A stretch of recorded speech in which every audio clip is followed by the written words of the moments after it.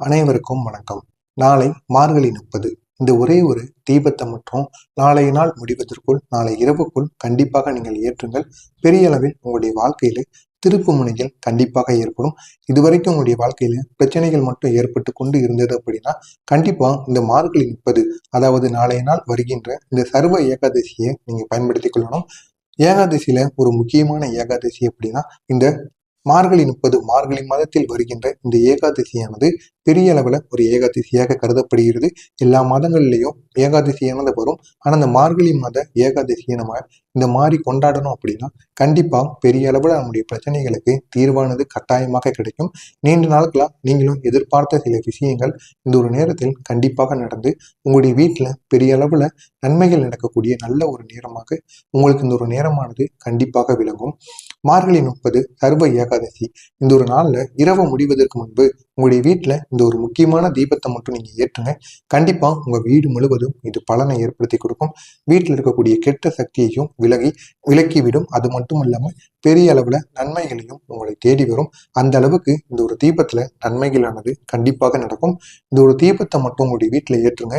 கண்டிப்பா உங்களுடைய வீட்டுல இருக்கக்கூடிய தடைகள், பிரச்சனைகள், குடும்பத்தில் இருக்கக்கூடிய கணவன் மனைவி பிரச்சனைகள் அனைத்திற்கும் ஒரு தீர்வானது கிடைக்கும். முக்கியமா உங்களுடைய வீடு ஒரு தெய்வீக வீடாக கண்டிப்பாக மாறிவிடும். அதற்கான ஒரு வாய்ப்பும் கண்டிப்பாக இருக்கும். எனவே இந்த ஒரு சக்தி வாய்ந்த ஒரு தீபத்தை, பெருமாளுக்குரிய விஷ்ணுக்குரிய இந்த ஒரு தீபத்தை மட்டும் இந்த ஒரு நாளில் நீங்கள் ஏற்றி வழிபட்டால் போதுமானது.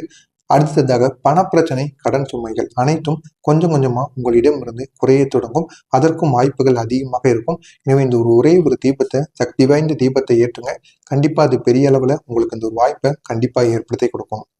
இந்த தீபத்தை ஏற்றுவதற்கான முறைகள்னு கண்டிப்பாக இருக்கிறது. முதல்ல உங்களுடைய வீட்டை சுத்தம் பண்ணி வைத்துக்கிடணும்.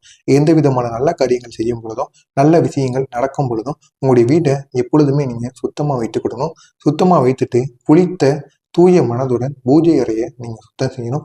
குளிச்சுட்டு தான் உங்களுடைய பூஜை அறைக்கு போகணும். குளிக்காமலே பூஜை அறைக்கு போய் விளக்கேற்றுவது அப்படிங்கிற ஒரு பழக்கம் உங்கள்கிட்ட இருந்துச்சு அப்படின்னா கண்டிப்பா அந்த ஒரு பழக்கத்தை நீங்க மாற்றிக்கிடணும். இது ஆண்களாக இருந்தாலும் சரி, பெண்களாக இருந்தாலும் சரி, அனைவருக்குமே பொருந்தும். எனவே குளிக்காம எப்பொழுதுமே நம்ம குளியல் அறைக்குள்ள போனோம் அப்படின்னா கண்டிப்பா அது நம்முடைய வீட்டுல தேவையில்லாத அளவுக்கு பாதிப்பை ஏற்படுத்தி கொடுக்கும். அடுத்ததாக ஒரே ஒரு அகல் விளக்கு அல்லது பித்தளையால் செய்யப்பட்ட விளக்கு ஒன்றை எடுத்துக்கோங்க. அகல் விளக்காக இருந்தாலும் சரி, இல்லைன்னா பித்தளையால் செய்யப்பட்ட விளக்காக இருந்தாலும் சரி, அதுல தீபத்தை ஏற்றி அதுல நீங்க நெய் ஊற்றி இந்த ஒரு விளக்கை ஏற்ற வேண்டும். அதுல சுத்தமான நெய்யை ஊற்றிக்கிடலாம். இல்லைன்னா பருத்தி திரியை அதனுள் நீங்க போட்டுக்கிடலாம். நெய் இருக்கிறவங்க நெய் ஊற்றி இந்த ஒரு விளக்கை ஏற்றுவது மிகவும் சிறப்பு. நெய் இல்லாமல் இருப்பவர்கள் நீங்க உங்களுடைய வீட்டில் இருக்கக்கூடிய எண்ணெயை வச்சு இந்த ஒரு விளக்கு ஏற்றினாலும் போதுமானது. அப்படி ஏற்றி விட்டு அதுல நீங்க வைக்கக்கூடிய திரி இருக்கல்லவா, அந்த திரியின் மூலமா தான் அதிக அளவுல உங்களுக்கு சக்தியானது உங்களுடைய வீட்டில் கிடைக்கும். அந்த ஒரு திரியை வைக்கிற திரியானது பஞ்சு திரி வைக்காம பருத்தி திரியை நீங்க கடையில கேட்டு வாங்கணும். அந்த பருத்தி திரியானது சிவப்பு நிறத்தில் இருந்தால் மிகவும் நல்லது. அந்த சிவப்பு நிற திரியை அந்த ஒரு விளக்கில் நீங்கள் வைத்து உங்களுடைய வீட்டுல நீங்க ஏற்றணும். ஆனா இந்த ஒரு விளக்கை நீங்க இரவு நேரத்தில் ஏற்றணும். இரவு நேரத்தில் ஏற்றும் பொழுது பெரிய அளவில் உங்களுக்கு நன்மைகளானது நடக்கும். இந்த சர்வ ஏகாதசி முடிந்து அந்த ஒரு நாள் இரவே நீங்க ஒரு விளக்கை ஏற்றிட்டு உங்களுடைய வேண்டுதல்களை வைத்துட்டு அதுக்கப்புறம் நீங்க தூங்கி விடணும். தூங்காம வேறு ஏதாவது செயல்கள் செய்வது, வீட்டை விட்டு வெளியே போவது, வீட்டில் இருக்கக்கூடிய யாருமே இந்த ஒரு செயலை செய்ததுக்கு அப்புறம் உங்களுடைய வீட்டை விட்டு வெளியே போகக்கூடாது. குடும்பத்துடன் கூட இந்த ஒரு செயலை நீங்க செய்தீங்க அப்படின்னா கண்டிப்பா பெரிய அளவில் நன்மைகளை ஏற்படுத்தி கொடுக்கும். எனவே இரவு நேரம் முடிவதற்குள் கண்டிப்பா இந்த ஒரே ஒரு தீபத்தை மட்டும் ஏற்றி விடுங்க. அதுக்கப்புறமா விளக்குக்கு முன்னாடி துளசி இலை அல்லது துளசியால் செய்யப்பட்ட மாலை ஏதாச்சும் இருந்தது அப்படின்னா அது மிகவும் சிறப்பு. அதை உங்க கையில வச்சுக்கோங்க. துளசி இலைகள் இருந்தாலும் சரி, துளசி கொத்துக்களாக இருந்தாலும் சரி, துளசி மாலைகளாக இருந்தாலும் சரி, துளசி இலைகளை உங்களுடைய கைகளில் வைத்துக்கொண்டு ஓம் நமோ நாராயணாய, ஓம் நமோ நாராயணாய அப்படிங்கிற இந்த ஒரு மந்திரத்தை நீங்க 11 முறைகள் கூறுங்க. தீபத்தை ஏற்றி விட்டு அதுக்கப்புறம் இந்த ஒரு மந்திரத்தை நீங்க 11 முறைகள் கூறணும். அதுவும் இந்த துளசி இலைகளை உங்களுடைய கைகளில் வைத்து நீங்க கூறும் பொழுது பெரிய அளவுல உங்களுடைய வாழ்க்கையில மாற்றங்கள் கண்டிப்பாக ஏற்படும். எனவே இதை மட்டும் இந்த ஒரு நேரத்தில் நீங்க பண்ணுங்க.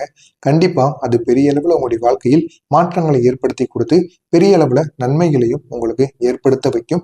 அந்த அளவுக்கு சக்தி வாய்ந்த ஒரு தீபமாக இந்த ஒரு தீபமானது இருக்கும். இந்த ஒரு தீபத்தை ஏற்றிவிட்டு விஷ்ணு அல்லது பெருமாளின் உருவக படத்துக்கு முன்பாக நீங்க நின்றுக்கோங்க.